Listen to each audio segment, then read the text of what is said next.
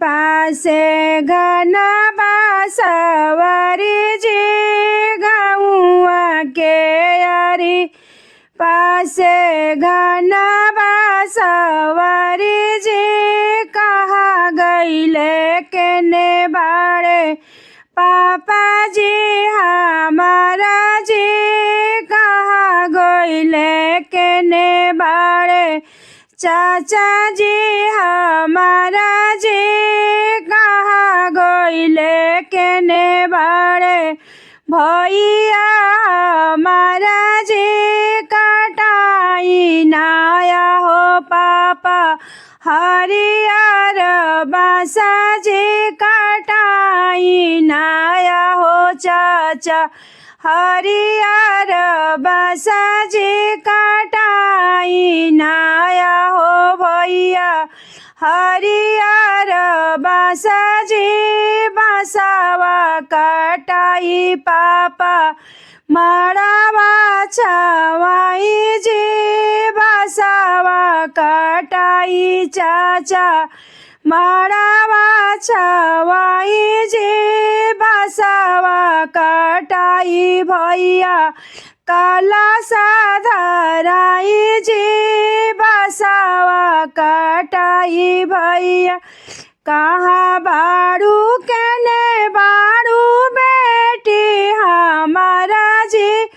कहाँ बाड़ू केने बाड़ू बहिनी हमारा जी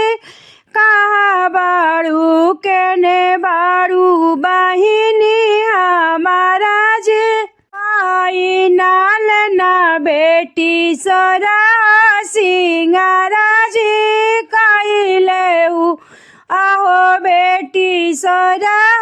सिंगारा जी पहिना नाया हो बहिनी लहंगा चुनरिया जी पहिना नाया हो बहिनी पियरा पियरिया जी कई सिंगारा बहिनी मारवा खड़ा भैली जी कई सिंगारा बेटी मारवा खड़ा भैली जी घोड़ावा चढ़ल दुल्हा गईले लो भाई जी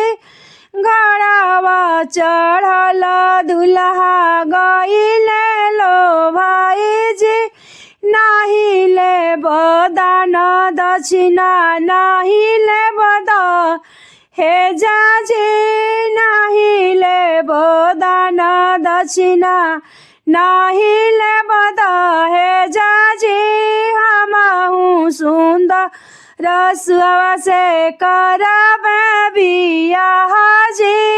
हम हूँ सुंदर रसुआ से करबा बियाह जी धीरे रहिए प्रभु जी आवरुगा मीरे जी आबही त मोरे बाबा मड़ावा गड़ावा जी मड़ावा गड़ाई भैया काला सारा खावा जी पाँच सोहागिन मिली हल्दी लगैया जी पाँच भैया मिली हल्दी चढ़ैया जी पाँच भाभी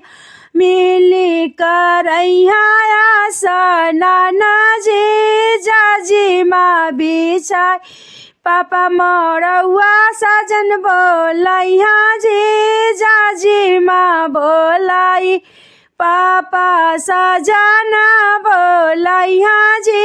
वही मड़ौआ पापा करिहा कन्या दाना जी तब रौराया हो प्रभु जी नारी अपन बनाइब जी तब रौराया हो प्रभु नारी अपन बनाइब जी पाँच पलौआ ब्राह्मण हवन करैया जी पाँच पालो ब्राह्मण हवन करैया जी पाँच फेरा लेब संगवा सात फेरा पूरा जी तबे हम बन प्रभु जी राउर नारी जी तबे हम बन प्रभु जी राउरे हम नारी जी।